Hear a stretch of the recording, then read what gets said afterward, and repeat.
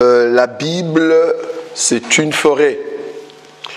Et que toute personne qui veut expliquer la Bible doit avoir la grâce de bien voir comment est-ce que le Christ est en train de se mouvoir dans les Écritures. J'aime toujours donner ces passages qui disent que ces livres ou les Écritures, c'est comme un livre qu'on donne à un homme qui est intelligent, on lui dit « lis » et il dit « je ne sais pas lire ». Et on donne à un homme qui n'est pas intelligent, on lui dit « dis, lis ».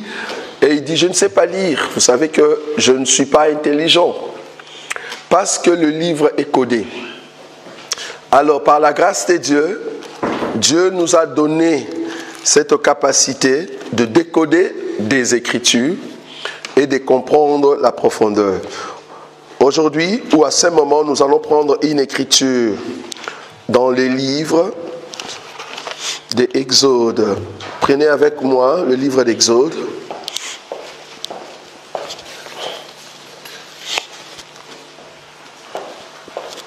Exode chapitre, je crois, 33.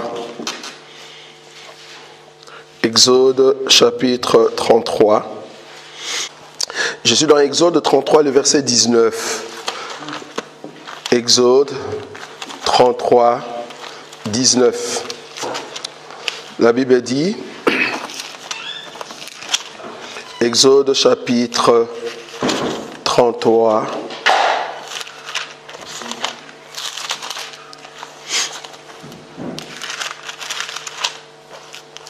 je prends le verset 19. La Bible dit ceci. Je commence à partir du verset 18, c'est mieux. Moïse dit, fais-moi voir ta gloire. C'était la question de Moïse.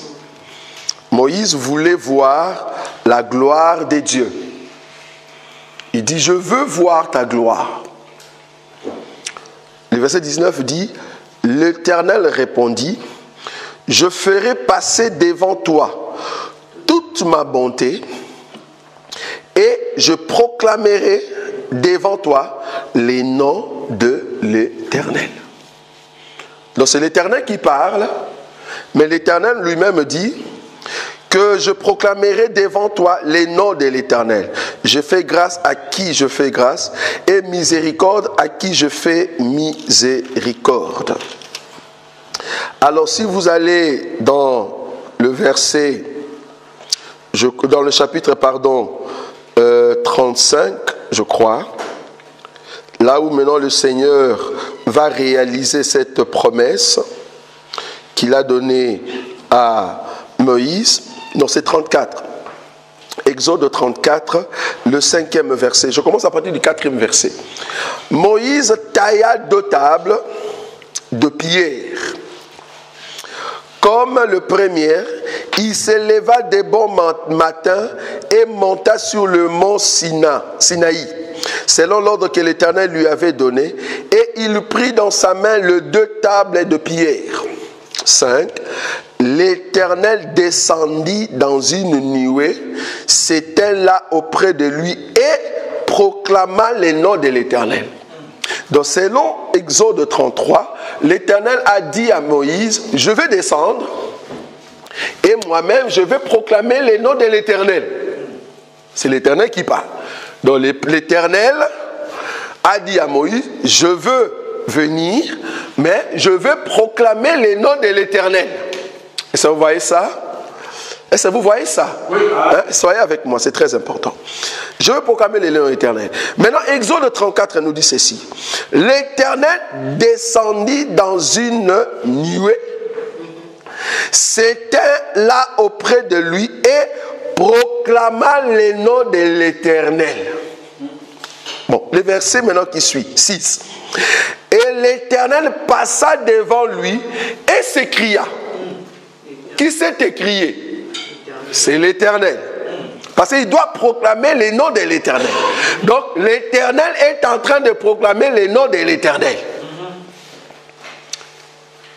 En d'autres termes, l'Éternel est en train de prier l'Éternel. En d'autres termes, l'Éternel est en train d'adorer l'Éternel. Vous voyez ou pas? Donc l'Éternel prie l'Éternel. Qu'est-ce que l'Éternel est en train de prier à l'Éternel? La Bible dit, le verset 6, l'Éternel, l'Éternel, Dieu miséricorde. Mais attendez, si on était là, on dit, oh Éternel, mais qu'est-ce que tu nous fais? Donc toi-même l'Éternel, tu es en train de crier à l'Éternel. L'Éternel est en train de crier à l'Éternel. Il dit, l'Éternel, l'Éternel, mais tu es l'Éternel.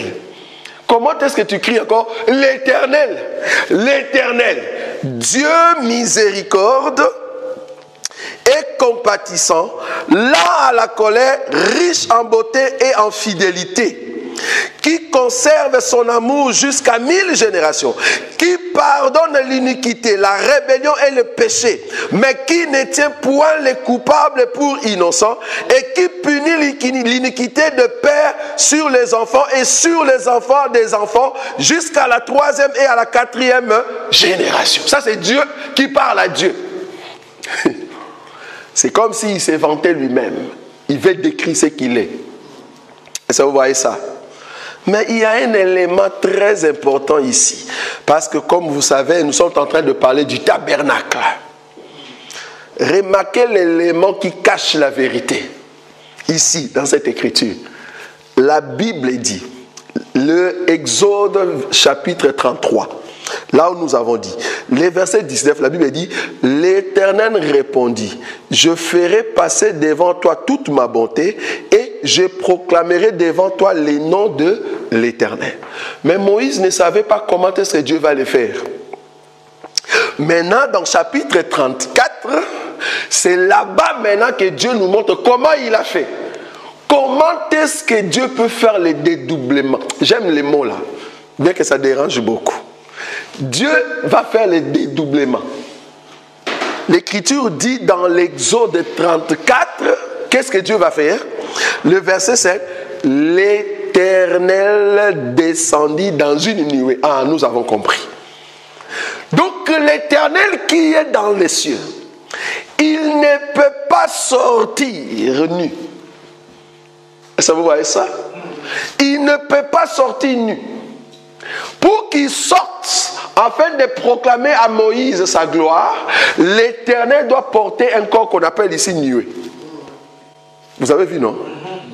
Parce que la Bible dit, l'Éternel est descendu, mais dans une nuée, dans un corps. Pour que Moïse voie Dieu, Dieu doit porter un corps. Sinon, personne ne peut voir Dieu et vivre. Donc, quand l'Éternel porte un corps, alors les corps plus l'Éternel peut crier à l'Éternel. Nous comprenons pourquoi Jésus peut prier l'Éternel. Est-ce que vous avez vu ou pas? Jésus, c'est l'Éternel, mais qui porte les corps qu'on appelle nuée. Est-ce que vous voyez ça? Donc quand Jésus prie le Père, c'est l'Éternel dans les corps de nuée qui prie l'Éternel qui est nu. Vous avez vu? Oui ou non? Oui. Je répète, pour ceux qui parlent de la Trinité, ils n'ont rien vu. Vous voyez ici? C'est ça. L'Éternel qui a quitté son trône, il vient dans un corps de nuée. Le corps de nuée ici, c'est Jésus. L'Éternel qui est dans la nuée, c'est le Christ. Le Christ qui va prendre un corps qu'on appelle Jésus, il peut maintenant prier l'Éternel, le Père. Donc Jésus qui est en train de prier le Père, c'est l'Éternel qui crie devant l'Éternel, mais dans le corps de nuée. Est-ce que vous voyez ça? Très important. Maintenant, remarquez le mouvement. La Bible dit, pour que l'Éternel puisse crier à l'Éternel, il faut que l'Éternel descende. Ah, donc nous comprenons que l'Éternel est venu des cieux, il descend sur terre pour voir Moïse, et là il ne peut pas descendre nu, il descend avec un corps, il cache sa nudité. Quand l'Éternel descend avec un corps, nous l'appelons Jésus-Christ. Parce qu'il descend avec un corps. Et c'est là-bas que maintenant l'Éternel qui est dans un corps peut crier à l'Éternel qui est nu là-bas. Ne voyez pas deux personnes. Voyez que c'est le Dieu qui est en même temps dans les cieux et le Dieu qui est en même temps sur terre. Je vais prendre une autre écriture. La Bible dit Abraham était assis à la porte. Il voit 3 personnes venir. Les 3 personnes, c'était l'Éternel et les 2 anges. Vous êtes d'accord avec moi? Ils ont commencé à parler avec Abraham. Abraham a dit non, Seigneur, ne passe pas comme ça. Assieds-toi, nous allons préparer à manger et tu vas manger. Ou je veux préparer à manger, tu vas manger. L'Éternel a dit, va faire ce que tu as dit. La Bible dit, l'Éternel attendait la nourriture. Donc, Abraham a pris l'animal. Abraham, il a donné qu'on puisse déchirer l'animal. On a préparé l'animal. Sarah a pris des crèmes. Tout ça, c'est la cuisine. Vous êtes d'accord avec moi? Tout ce temps-là, Dieu était dans la maison d'Abraham, il attendait. On amène la nourriture. Mangeons. Ils commencent à manger. Mangeons. Ils mangent. Ils ont terminé. Dieu commence à poser la question. Où est Sarai? Ah, Sarai est là-bas. Ok, je viendrai l'année prochaine. Vous connaissez l'histoire. Pendant tout ce temps-là où Dieu mangeait, parlait, qui était au ciel? Qui était au ciel? L'Éternel était au ciel et l'Éternel était sur terre. Mais quand l'Éternel quitte le ciel pour venir sur terre, il prend le corps des nuées. Il prend le corps que nous appelons Jésus. Et ça, vous voyez le mouvement. Donc, nous avons la descente de l'Éternel et la montée de l'Éternel. Une écriture pour expliquer maintenant ce que nous allons apprendre aujourd'hui. Hébreu. Je suis dans le livre de Hébreu. Hébreu chapitre, je commence à partir du verset 9. C'est un symbole pour les temps présents. 19. Non, Hébreu chapitre 9, je commence à partir du verset 9. C'est un symbole pour le temps présent. Il signifie que les dons et sacrifices présents ne peuvent rendre parfait sous le rapport de la conscience celui qui rend ses cultes. Ils étaient avec les aliments de boissons et des diverses ablutions, des ordonnances charnelles imposées seulement jusqu'à une époque de réformation. Là, on parle du sacerdoce mosaïque. Maintenant, le verset 11 me dit, mais Christ est venu comme, j'aime beaucoup la précision de la Bible. On n'a pas dit Jésus. On parle de Christ. On n'a pas dit Jésus. On a dit Christ est venu. C'est-à-dire, Christ est là, est venu. Est-ce que vous voyez ça? Christ est venu. On n'a pas dit Jésus est venu. Or, quand le Christ vient sur terre, il doit porter un corps. Le corps, c'est ce que nous appelons Jésus. C'est la nuée que le Christ ou l'Éternel porte pour venir visiter la terre. Sinon, personne ne peut vivre et personne ne peut voir Dieu et vivre. Donc là, du coup, le Christ doit porter un corps. Or, le corps que le Christ porte, c'est ce que nous appelons Jésus. Vous êtes d'accord avec moi? Maintenant, regardez l'Écriture. La Bible dit, mais Christ est venu comme souverain sacrificateur de biens à venir. Il a traversé les tabernacles. Regardez, il est venu comme souverain sacrificateur pour travailler dans les tabernacles qui n'est pas fait de main d'homme. Et comme il doit rentrer, c'est-à-dire il doit monter, il a fait quoi? Il a traversé les tabernacles qui n'est pas fait de main d'homme. Parce que le mouvement que j'ai dit hier, pour que les sacrificateurs rentrent dans les cieux, il doit ramener le sang.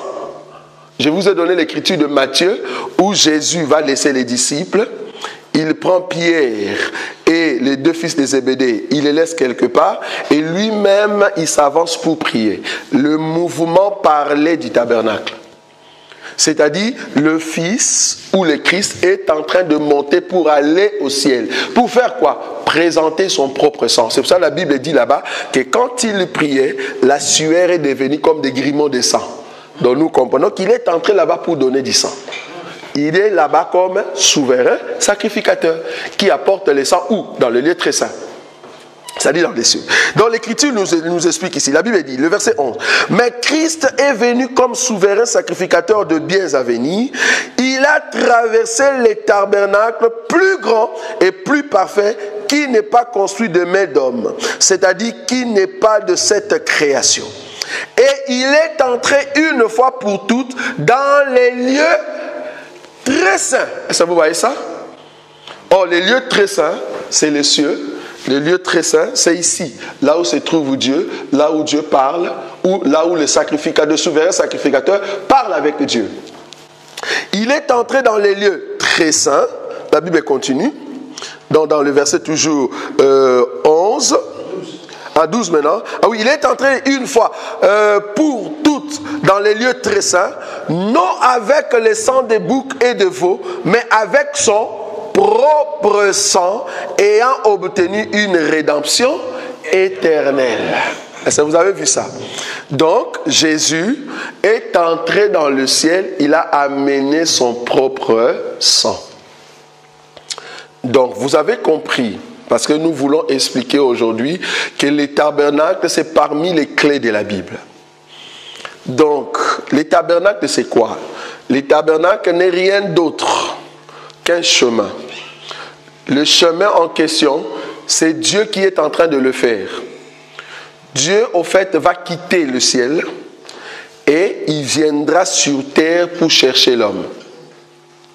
Dieu va dire à Moïse, monte ici, je veux te montrer ce que tu vas voir ici et tu vas le répéter sur terre. Quand Moïse est monté dans la vision, je dis bien dans la vision, et il va voir les cieux, c'est comme ça qu'il nous a représenté ce que nous appelons le tabernacle. Qu'est-ce qu'il a représenté? Il a représenté que le tabernacle a 3 parties. C'est-à-dire, il y a la partie qu'on appelle le parvis, il y a la partie qu'on appelle le lieu saint et la partie qu'on appelle le lieu très saint. Nous avons dit hier que le parvis n'est rien d'autre que la terre. Le lieu saint n'est rien d'autre que le ciel ou l'escalier. Je vais expliquer l'escalier par rapport à Jacob. Jacob va voir un escalier ou l'échelle qui touche le ciel et en même temps touche la terre. Donc la terre, c'est le parvis, l'escalier, c'est l'espace qui sépare les cieux et la terre.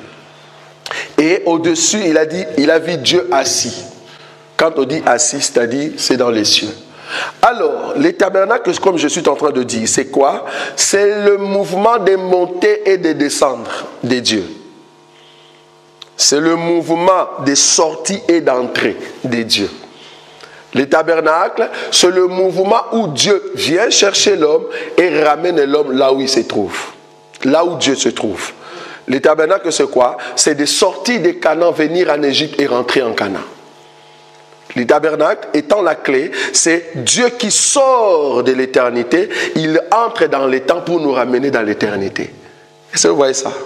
Donc, en quelque part, Dieu est dans l'éternité, il vient nous chercher dans les temps pour nous ramener dans l'éternité. C'est ça les tabernacles. Donc le mouvement de la descente, c'est Dieu qui quitte son trône, mais pour venir, il doit porter un corps. C'est le même Dieu, mais qui a pris le corps pour venir dans les temps. Sinon, nous ne pouvons pas voir Dieu avec les yeux physiques. Alors Dieu va dresser un tabernacle, c'est-à-dire la marche où l'Éternel va sortir pour venir chercher l'homme. Est-ce que vous avez vu ça? Maintenant, remarquez. Je vais prendre une écriture où nous allons maintenant expliquer les tabernacles dans beaucoup de choses. Je vous dis que les tabernacles, c'est une clé. Cette clé explique le mouvement des dieux qui quittent les cieux, qui viennent sur terre, et il va prendre quelques peuples ou quelques hommes sur terre pour le ramener dans sa présence. Je suis dans le livre d'Apocalypse. Bon, avant d'apprendre Apocalypse, je vais prendre Jean. Jean chapitre, je crois, 4. Regardez. Nous sommes en train d'expliquer les tabernacles. Jean chapitre 4. La Bible dit ceci.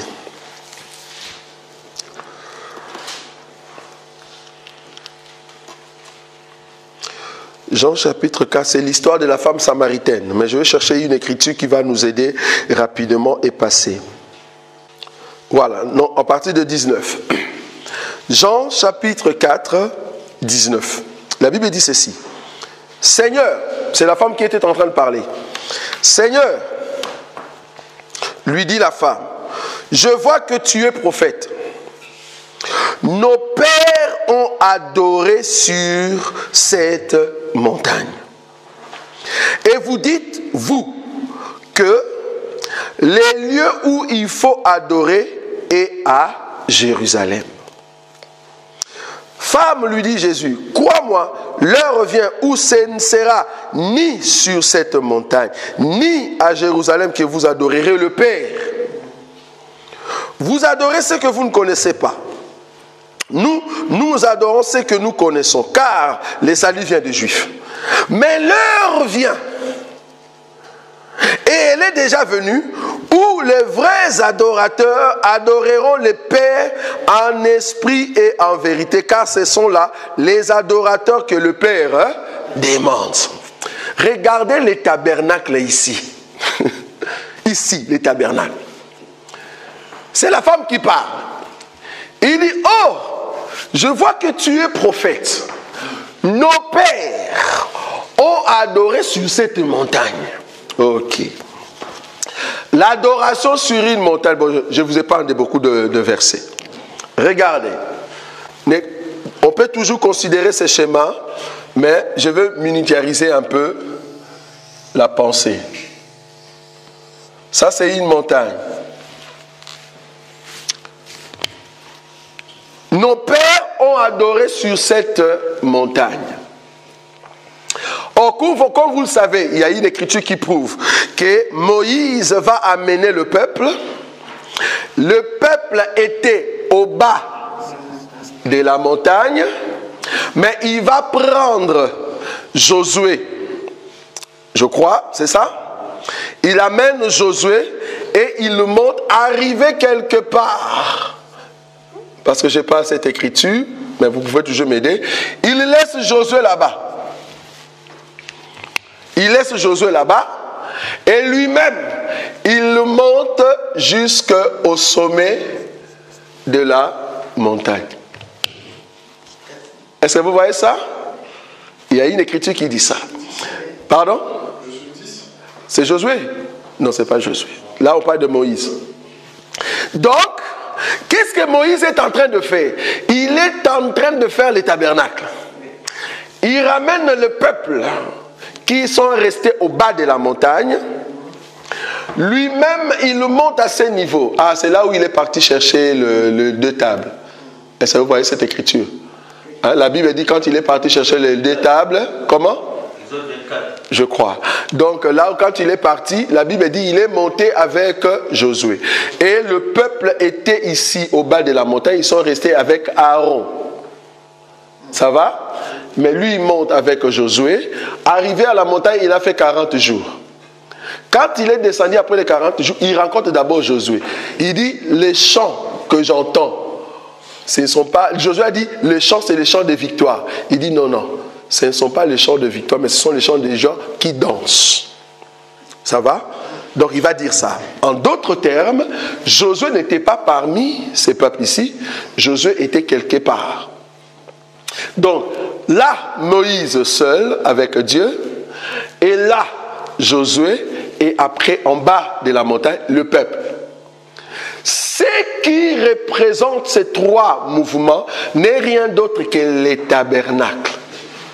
Tu as trouvé? Quand là on parle de deux tables, quand Moïse est descendu avec les deux tables, vous ne trouvez pas? On va prendre ça. Alors. Comment? On l'a lu ça? Non, non, ça c'était quand il a fait pour remonter. Oui, mais moi je parle quand il est venu pour la première fois. Exode combien? Ok, nous allons trouver cette écriture, ça va nous aider. Le verset 32, chapitre 32. Le peuple, voyant que Moïse tardait à descendre de la montagne, s'assembla autour d'Aaron et lui dit, allons, fais-nous un Dieu qui marche devant nous. Ça va? Parce que c'est Moïse qui marche devant nous. car c'est Moïse, cet homme qui nous a fait sortir d'Égypte. Nous ne savons ce qu'il est devenu. Ça, c'est le peuple qui sont où? Au bas de la montagne. Ça va? Maintenant, si tu regardes l'Écriture, le verset 7. L'Éternel dit à Moïse, va, descends, car ton peuple que tu as fait sortir du pays d'Égypte s'est corrompu. Ça va? Alors, le verset... Voilà, le verset 15. Moïse retournant est descendu de la montagne, les 2 tables du témoignage dans sa main. Les tables étaient écrites de 2 côtés, elles étaient écrites de l'un et de l'autre côté. Les tables étaient l'ouvrage de Dieu et l'écriture était l'écriture de Dieu gravée sur les tables. Verset 17. Josué, vous avez vu? Josué entendit la voix du peuple qui poussait des cris. Il dit à Moïse, est-ce que vous voyez ça? Donc Josué est là. Josué n'est pas ici. Il entend. Mais Moïse vient de là à la montagne. Moïse descend, il rencontre Josué. Qu'est-ce que Josué a dit? Il a écrit des cris et il dit à Moïse, il y a un cri de guerre dans les camps. 18. Moïse répondit, ce n'est ni un cri de vainqueur, ni un cri de vaincu. Ce que j'entends, c'est la voix des gens qui chantent. Et comme il quoi? Comme il approchait du camp. Est-ce que vous voyez ça? Donc ils sont avec Josué. Ils arrivent vers le peuple qui était là. Donc Josué n'était pas là-bas. Donc il y a 3 mouvements. Or, ce que nous voyons ici, c'est le tabernacle que la femme samaritaine était de dire. Que la montagne, c'est aussi un tabernacle. Parce que Dieu habite au sommet et que le milieu de la montagne, c'est là-bas que Josué était. Et en bas de la montagne, c'est là-bas que le peuple habite. Donc, il y a un parvis où tout le monde se trouvait. Mais il y a le lieu saint où se trouvait Josué. Et il y a le lieu très saint, là où Dieu a donné les tables. Donc, la montagne représente aussi les tabernacles, c'est-à-dire 3 parties, les bas de la montagne, le milieu de la montagne et le sommet de la montagne. Maintenant, la femme a dit, nos pères ont adoré sur cette montagne. Nos pères ont adoré sur cette montagne. Mais vous, vous dites qu'il faut adorer à Jérusalem. Qu'est-ce qu'il y avait à Jérusalem? Parce qu'en Samarie, c'était la montagne. Mais à Jérusalem, il y avait quoi? Les tabernacles, les temples. Or, les temples de Salomon ou les temples de Zorobabel, les 3 éléments principaux ou les 3 éléments principaux ou les 3 compartiments principaux, c'était le parvis, que ce soit extérieur ou intérieur, les parvis, les lieux saints et le lieu très saint. Ça se trouvait à Jérusalem. Donc, les Juifs, ils disaient que nous devons adorer les tabernacles qui est à Jérusalem. Mais la Samarie disait, nous adorons sur la montagne. Or, la Samarie, c'est quoi? La Samarie, c'est la capitale des 10 tribus d'Israël. Jérusalem, c'est la capitale de 2 tribus qui étaient restées de l'autre côté. Bon, je vous épargne de l'histoire là-bas. Donc, les 2 forment Israël. Donc, Israël, les 10 plus le 2, c'était montagne et en même temps les tabernacles, c'est-à-dire les temples. Maintenant, Jésus va dire quelque chose de très important. Il dit, l'heure vient, ça ne sera plus sur la montagne, ni à Jérusalem. Donc, ça ne sera plus la forme de l'adoration de la montagne ou la forme du tabernacle qui est à Jérusalem. Mais l'heure vient où les vrais adorateurs adoreront le Père en esprit et en vérité. Or, l'adoration est liée au tabernacle. Ça peut être tabernacle des Samaritains, tabernacle d'Israël, mais aujourd'hui, nous avons un tabernacle spirituel. Si la Samarie adorait avec un tabernacle en forme de montagne, si les Juifs adorent avec un tabernacle en forme de temple, mais quel est notre tabernacle? Aujourd'hui, adorer le Père en esprit et en vérité. Parce que les tabernacles, c'est les lieux d'adoration. La Samarie adorait à la montagne. Les Juifs adoraient au temple. Mais aujourd'hui, l'heure revient et elle est déjà venue, où les vrais adorateurs adoreront le Père. Mais ils vont adorer le Père où? À la montagne ou dans les temples? Ok, l'Écriture répond. Apocalypse. Parce qu'on doit voir aussi un tabernacle qui nous aide. Apocalypse. Apocalypse chapitre 1er à partir du verset 9. Souvenez-vous, je vous ai dit, pendant l'enseignement de minuit jusqu'à 5 heures, je vous ai dit que la différence entre le parvis et le lieu saint et le lieu très saint, c'était les ustensiles. Est-ce que vous vous rappelez ça? Ustensiles utilisés. Ustensiles utilisés dans le parvis, c'était airain. Pourquoi airain? Parce que ce sont des ustensiles qui résistent au feu. Quand on dit airain, vous voyez directement le feu. Quand on dit feu, persécution, souffrance, mort. Ça va? C'est pour cela qu'on doit brûler les animaux avec l'autel d'airain. Airain, ça résiste au feu. Est-ce que vous voyez ça? Donc, il y a mélange entre aluminium et mbodi, c'est-à-dire le mbodi, j'oublie la matière en question. Donc quand vous mélangez, le fer en question devient airain. Et là, vous ne savez plus, ça ne peut plus être, comment on dit, dissous. Et là, ça garde la forme et ça brûle très fort et ça résiste au feu. C'est comme ça qu'on va utiliser cet ustensile ici dans le parvis. Donc le parvis, on a utilisé le rein. Maintenant, à partir d'ici, quand vous entrez dans ces 5 colonnes, qui n'est rien d'autre qu'on a dit hier, les ministères, quand vous entrez, vous trouvez maintenant les ustensiles en or. Maintenant, qu'est-ce qui différencie les 3 parties? C'est la lumière.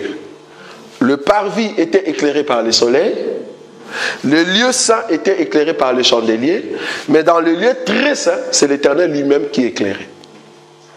C'est ça juste la différence de 3. Maintenant la différence de 2, parce que c'est 2 compartiments et en même temps le deuxième compartiment est scindé en 2. Donc le 2 compartiments est différencié par des ustensiles en airain et en or. Donc cette partie ici parle de l'or et là-bas ça parle de l'airain. Vous êtes d'accord avec moi? Vous êtes d'accord? Ok. Nous avons compris que Samarie priait avec une montagne physique. Israël priait Dieu ou adorait Dieu avec un tabernacle physique. Maintenant, nous voulons voir les aujourd'hui des dieux. Parce que Jésus a dit, je vous dis en vérité, l'heure revient et elle est déjà venue. Où les vrais adorateurs adoreront le Père en esprit et en vérité. Or, l'adoration est liée au temple. Quel temple? Le temple de Samarie? Non. Temple des Juifs? Non. C'est un temple en esprit et en vérité. Nous voulons maintenant voir ces temples. Ces temples doivent être aussi les tabernacles. Et ça, vous avez vu ça? Apocalypse chapitre 1er. La Bible dit ceci. Le verset 9. Moi, Jean, votre frère, qui est part avec vous à la tribulation, au royaume et à la persévérance en Jésus. J'étais dans l'île appelée Patmos à cause de la parole de Dieu et du témoignage de Jésus. Je fus saisi par... Lisez avec moi, frère Paty. Je suis saisi par l'Esprit. L'heure vient et elle est déjà venue où les vrais adorateurs adoreront le Père en l'Esprit et en vérité. Maintenant, nous voulons voir ces tabernacles. Parce que l'adoration est liée au temple. Liée au tabernacle. Maintenant, Jean est monté en esprit. La Bible dit, je fus saisi par l'Esprit au jour du Seigneur. Et j'entendis derrière moi une voix forte comme le son d'une trompette. Qui disait, ce que tu vois, écris-le dans un livre et envoie-le aux 7 églises, à Éphèse, Smyrne, Pergame, Thyatire, à Sardes, Philadelphie et à Laodicée. Je me retournai pour savoir quelle était la voix qui me parlait. Et après s'être retourné, j'ai vu 7 chandeliers. On commence maintenant les tabernacles. Est-ce que vous voyez ça? Il est dans l'esprit. J'ai vu 7 chandeliers d'or. J'ai vu 7 chandeliers d'or. Mais ce n'était pas le tabernacle physique. Il est en esprit. Est-ce que vous voyez ça? Regardez. J'ai vu 7 chandeliers d'or. Et au milieu de 7 chandeliers, quelqu'un qui ressemblait à un fils d'homme. Regardez, vêtu d'une robe blanche, regardez avec moi, vêtu d'une robe blanche, parce que le tabernacle était couvert d'un tissu blanc. On ne veut pas entrer dans tous les détails. Le tabernacle était couvert d'un tissu blanc. Ça va? Ici, Jean va voir maintenant cet homme vêtu d'une robe blanche. C'est le tissu. La robe, c'est juste la couverture qui cache l'homme qui est à l'intérieur de cette robe. Est-ce que vous voyez ça? Mais regardez, on continue. Et au milieu de ce chandelier, quelqu'un qui ressemblait à un fils d'homme, vêtu d'une longue robe, et ayant quoi? Une ceinture d'or sur... Donc c'est un homme qu'on est en train de présenter. Ok. Bon, moi je ne sais pas représenter cet homme. Je le représente comme ça. Merci. Donc là, cet homme est là. Je le coupe comme ça. Ça va? Je le coupe. Regardez. 1, 2, 3. Là, 1, 2, 3. Ça va? Ici, nous avons 1, 2, 3. Je suis en train de représenter les tabernacles selon ce que Jésus a dit à la femme samaritaine. Remarquez. Qu'est-ce que Jean voit? Il dit, cet homme avait une ceinture comment? D'airain? Non, d'or. Où? Poitrine. Donc la ceinture, c'est ici. Poitrine. D'abord, il a vu les chandeliers. Chandelier se trouve où? Au 2. Je suis en train de représenter là-bas. Le chandelier se trouve dans le niveau 2. La ceinture se trouve aussi où? Au niveau 2. Donc au niveau 2, il voit ceinture et chandelier. Ça va? Ok. Alors, on continue. Regardez. Vêtu d'une robe blanche et ayant une ceinture d'or sur la poitrine. 14. Sa tête et ses cheveux étaient blancs comme la neige. Sa tête, au niveau 3, on parle de la blancheur, blanc. On parle de cheveux. Hein? Ça, vous voyez ce que j'écris là? Cheveux blancs. Au niveau 3, parce que c'est le niveau de la tête. C'est un homme qu'il était en train de voir. Un homme qui a une tête, qui a des cheveux blancs. Ça, c'est sa tête. Niveau 3.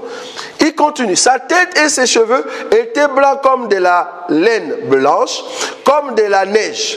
Ses yeux étaient comme une flamme de feu. Ses yeux, flamme de feu. Tête. Il décrit la tête. Ses yeux étaient comme une flamme de feu. Attends. Sa tête d'abord. Et ses cheveux étaient blancs comme de la laine blanche, comme de la neige. Ses yeux étaient comme une flamme de feu. Ça va? 15. Ses pieds. Il vient ici le 1. Regardez. Ses pieds semblables à des quoi? Ah, vous lisez la Bible, oui ou non? C'était quoi? Airain. Le niveau 1. Donc, le pied, c'est airain. Amen. Les pieds de cet homme-là, c'est un airain. Puis Jean, il est en train de décrire l'homme. Il a décrit en 3 parties. Il y a les pieds qui est en airain, il y a la poitrine qui est en or, et sur sa tête, il voit la blancheur, la lumière qui brille. Ça va, hein? Il continue. Le verset 15. Ses pieds étaient semblables à des airains ardents, comme s'il avait été, comment? Embrasé dans une fournaise. Et sa voix était comme le bruit des grandes eaux. Donc ses pieds, il voit comme si c'était embrasé dans le quoi? Le feu. C'est pour cela c'est un airain. Donc il y a la présence du feu sur ses pieds. Est-ce que vous voyez ça? Ok. Il continue. 16. Il avait dans sa main droite 7 étoiles. De sa bouche sortait quoi? Une épée aiguë. Donc, on a yeux et bouche. La bouche, on dit épée. Or, l'épée, c'est la parole de Dieu. Vous êtes d'accord avec moi? Donc, cet homme parlait par la bouche. Or, la voix de Dieu, nous l'entendons dans les lieux très saints. Cet homme parlait par la bouche. Or, la bouche se trouve sur sa tête ou la partie de la tête. Donc, la partie de la tête, c'est la troisième partie, là où il y a la parole qui sort. Or, dans la troisième partie, Jean a dit que cet homme avait des cheveux blancs. Or, les cheveux dans la Bible, c'est la gloire. La Bible dit le chevelure a été donné à la femme comme gloire. La Bible dit que Samson, sa force était sur ses cheveux. Il faut que ses cheveux soient blancs parce que Dieu était dans sa force. Ah, Dieu est nu au niveau de la tête. Ne vous perdez pas, je suis ici. Ne souffrez pas avec moi. Je suis en train d'expliquer les tabernacles. Je vous ai dit qu'ici, Dieu est nu. Quand Dieu est descendu auprès de Moïse, Dieu a dit, je vais descendre, mais dans les corps des nuées. Et Dieu est descendu dans les corps des nuées. Il est sorti ici pour venir là. Il a dit ça à Moïse. Il dit, quand je vais sortir de là pour venir ici, je vais proclamer les noms de l'Éternel. Et la Bible elle nous dit que quand il est sorti de là où il était dans sa cachette, il a commencé à proclamer les noms de l'Éternel. Donc Dieu a commencé à prier Dieu. Pour les bien-aimés qui n'étaient pas là. Donc nous avons vu une écriture qui nous prouve que Dieu l'Éternel lui-même a dit, je veux proclamer les noms de l'Éternel. La Bible dit que Moïse était là et Dieu est descendu sous forme de nuée. Après, sous forme de nuée, Moïse était là et Dieu, l'Éternel, commençait à adorer Dieu. La Bible dit, l'Éternel a dit à l'Éternel, Éternel, Éternel, Dieu miséricordieux. Éternel qui est en train de prier l'Éternel. Nous avons compris que l'Éternel qui prie l'Éternel, c'est l'Éternel dans un corps de nuée. En d'autres termes, il faut que l'Éternel entre dans un corps pour adorer l'Éternel qui est nu. Parce que Dieu ne peut jamais sortir dans sa nudité et venir visiter l'homme. C'est pour ça qu'il doit mettre un manteau. C'est ce que nous avons dit. Les manteaux en question dans l'écriture, c'est la nuée. Or, aujourd'hui, c'est les corps que le Christ a portés. Alors, ici, nous sommes en train de voir que la femme samaritaine a dit, nous nous adorons sur la montagne. Or, je vous ai donné une écriture qui prouve que la montagne a 3 parties. Le peuple était là, ils ont fait les veaux d'or. Moïse, quand il est monté, il a laissé Josué ici. Et lui-même est monté là-bas pour recevoir les 2 tables. Quand il a reçu les 2 tables, il est descendu. Dieu lui a dit, descends parce que ton peuple se sont corrompus. Et il est descendu, il a trouvé Josué. Josué a dit, j'entends les cris de chant. Les cris de guerre. Moïse va lui dire, ce ne sont pas les cris de guerre, ce sont des gens qui chantent. Alors il va prendre Josué et ils vont descendre jusqu'ici. Donc il y a 3 parties sur la montagne. Or les 3 parties montrent les tabernacles. Maintenant la femme a dit, nous nous adorons sur cette montagne. Donc la montagne, c'est aussi les lieux d'adoration. Et ça, vous voyez ça, c'est aussi les lieux d'adoration. Maintenant, Jésus va dire, parce que la femme lui a dit, vous dites que le lieu d'adoration c'est à Jérusalem. Mais nous, nos pères ont adoré ici sur la montagne. Donc la Samarie adore sur la montagne, mais les Juifs adorent avec les tabernacles physiques. Maintenant Jésus va dire, l'heure vient où ça ne sera plus sur cette montagne, ça ne sera plus sur Jérusalem.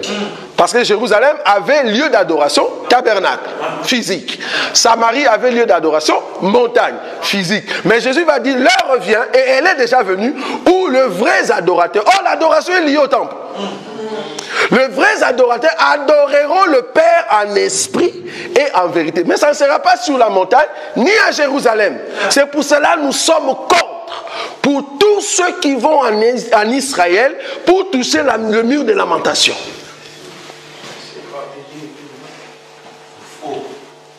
Soi-disant, il faut aller prendre l'eau de Jourdain et amener à l'église. Et on commence à vendre.